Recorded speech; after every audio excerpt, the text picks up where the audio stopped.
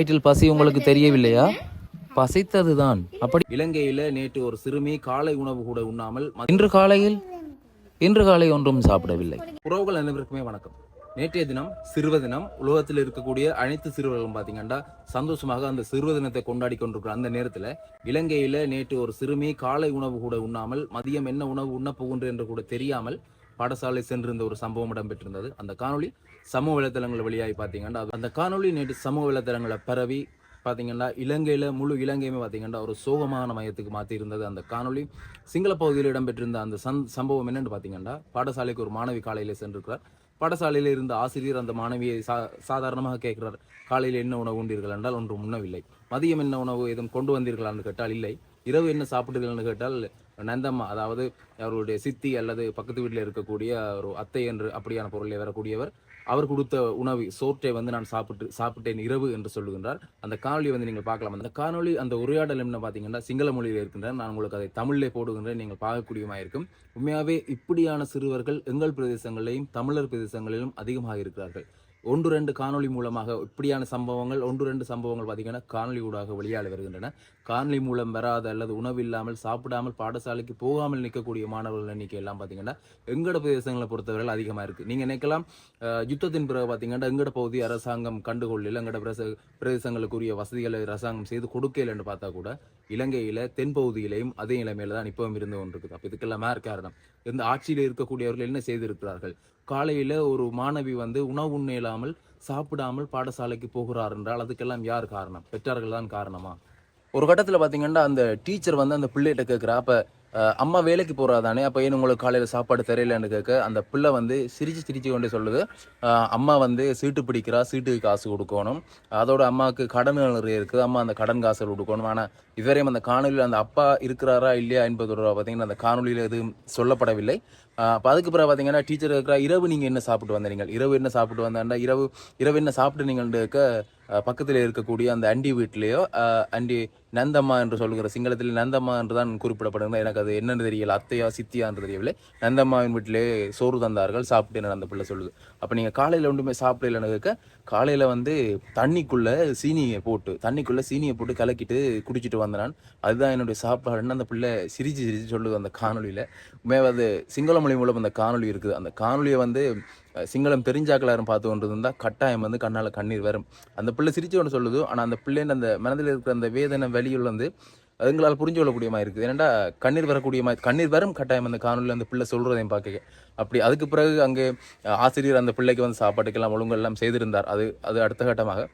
அதற்கு பின்னர் அந்த பிள்ளையினுடைய இந்த காணொலி சமூக வலைத்தளத்தில் பரவப்பட்டதன் பின்னர் ஒரு மதகுரு, அதாவது பௌத்த மதகுரு ஒரு ஆள் அதை தன்னுடைய சமூக வலைத்தளத்திலே பயந்திருந்தார். இந்த பிள்ளையினுடைய அந்த இளமையை குறிப்பிட்டிருந்தார். அதுக்கு பிறகு குறிப்பிட்ட ஒரு சில மணி நேரங்களில் பார்த்தீங்கன்னா அந்த பிள்ளைக்குரிய உதவிகள் தாராளமான உதவிகள் சென்றடைஞ்சன.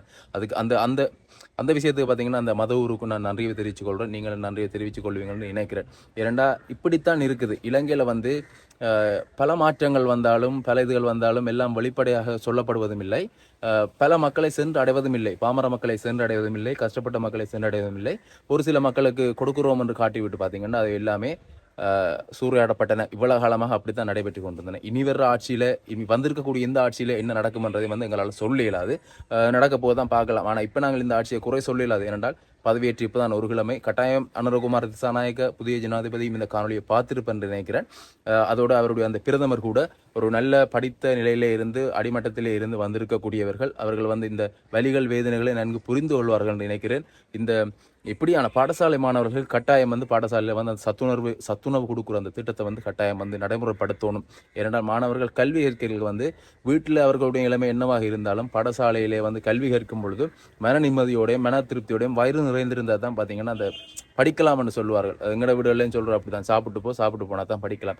சாப்பிடாமல் அந்த பிள்ளை அந்த இடத்துல போய் சிரிச்சு கொண்டிருந்து அவ்வளவும் செய்யுதுன்னு நினைக்க உண்மையாகவே அந்த காணொலியை பார்க்க ஒரு மாதிரி இருந்துச்சு. நீங்கள் அந்த காணொலியை பார்க்கல, நான் உங்களுக்கு அந்த தமிழில் டிரான்ஸ்லேட் பண்ணி நான் சொல்கிறேன். பின்னால் அந்த பிள்ளை என்ன சொல்லுது, அந்த ஆசிரியர் என்ன சொல்கிறான்றதை நான் உங்களுக்கு தமிழ்லையும் தொடர்ந்து போடுறேன். பாருங்க அந்த காணொலியை.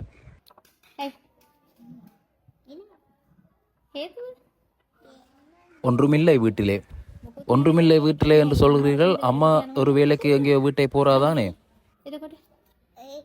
அதில் அம்மா சீட்டு போட்டிருக்கிறார். சீட்டு கணம் கொடுக்க வேண்டும் மற்றும் அம்மாவினுடைய அந்த கடன் காசுகள் எல்லாம் அம்மா கொடுப்பா. அப்படி என்றால் நேற்று இரவு என்ன சாப்பிட்டீர்கள்?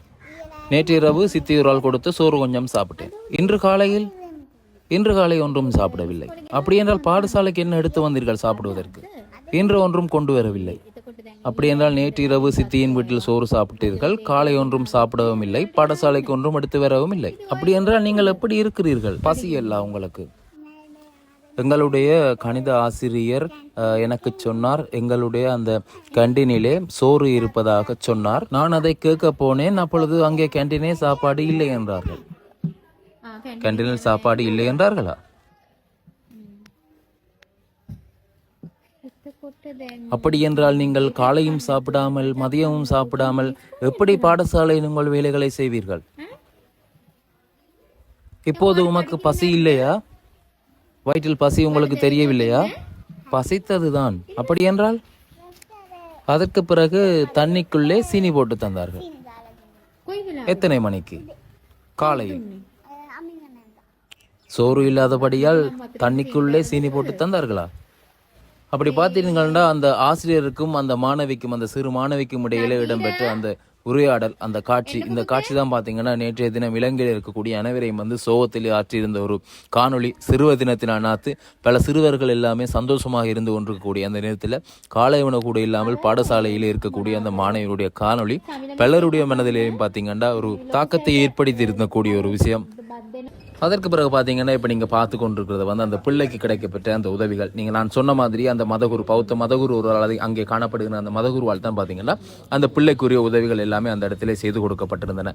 நீங்கள் பார்க்கக்கூடியமாக இருக்கும் அந்த சந்தோஷத்தோடு அந்த பிள்ளை வந்து அந்த இடத்துல தனக்கு கிடைத்த அந்த சாமான்களை, அந்த பொருட்களை பார்த்தீங்கன்னா அம்மாவோட வந்து அந்த இடத்துல எடுத்துக்கொண்டிருக்கிற அந்த காட்சிகளை நீங்கள் பார்க்கக்கூடிய மாதிரி இருக்கலாம். ஒரு காணொலியினூடாக பார்த்தீங்கன்னா தெரிய வந்து அந்த சிறுமிக்கு வந்து ஏதோ ஒரு வகையில் வந்து உதவிகள் எல்லாமே கிடைச்சிருக்குது. ஆனால் இதே மாதிரி வெளியுலகத்துக்கு தெரியாமல், தெரிவிக்க முடியாமல், சொல்ல இயலாமல் பார்த்தீங்கன்னா நிறைய பிள்ளைகள், நிறைய மாணவர்கள், நிறைய சிறுவர்கள், சிறுமிகளுக்கு பார்த்தீங்கன்னா இந்த நிலைமையில இருக்கிறாங்க நிறைய பேர்.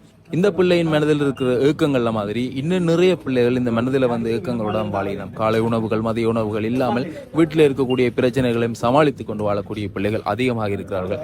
நாங்கள் இந்த அரசாங்கம் இதுக்குரிய நடவடிக்கைகள் உரிய முறையில் எடுக்கணும். அதையும் தாண்டி நாங்கள் எங்கட கடமைகளை நாங்கள் சிறந்த முறையில் செய்ய வேண்டும். பாடசாலைகள் அல்லது அருகில் இருக்கக்கூடிய பாடசாலைகள் இப்படி பின்தங்கிய நிலைமையில் இருக்கக்கூடிய, வறிய நிலையில் இருக்கக்கூடிய குடும்பங்களை வந்து இனம் கண்டு பிள்ளைகளுக்குரிய உணவுகளை அல்லது அந்த குடும்பத்துக்குரிய உதவிகளை வந்து நாங்கள் செய்ய வேண்டும். சாதாரணமாக நாங்கள் இந்த யூடியூப் தளத்திலூட நாங்கள் காணொலிகளூடாக பார்க்கலாம், பலருக்கும் வந்து பல உதவிகள் வந்து செய்யப்பட்டு கொண்டிருக்காங்க. இப்படியான உதவிகள் பார்த்தீங்கன்னா அந்த பிள்ளையினுடைய எதிர்காலத்தை வந்து மேம்படுத்தக்கூடிய உதவிகளாக இருக்கும். கட்டாயம் இப்படியான விஷயங்களை நாங்கள் எல்லாருமே செய்யணும். புலம்பெயர் தேசங்களில் இருக்கிறவர்களாக இருந்தாலும் சரி, இங்கே இருக்கக்கூடியவர்களாக இருந்தாலும் சரி, வசதி படைத்தவர்கள் தங்களால் முடிந்த உதவிகளை வந்து இப்படியான ஆக்கப்பூர்வமான, அதாவது இந்த பிள்ளை வந்து பாருங்க, அந்த படிக்கிற பிள்ளைக்கு இப்படியான உதவிகள் செய்ய அந்த பிள்ளை வந்து வளர்ந்து வந்து இன்னும் பல சமுதாயத்தை உருவாக்கும், நல்ல சமுதாயங்கள் வளரும். அப்படியான உதவிகளை நாங்கள் செய்வதற்கு முன்வர வேண்டும் என்று நான் அனைவரிடமே கேட்டுக்கொள்கிறேன். நானும் என்னால் முடிந்த உதவிகளை செய்கிறேன். நீங்களும் உங்களால் முடிந்த உதவிகளை செய்யுங்கள். நன்றி.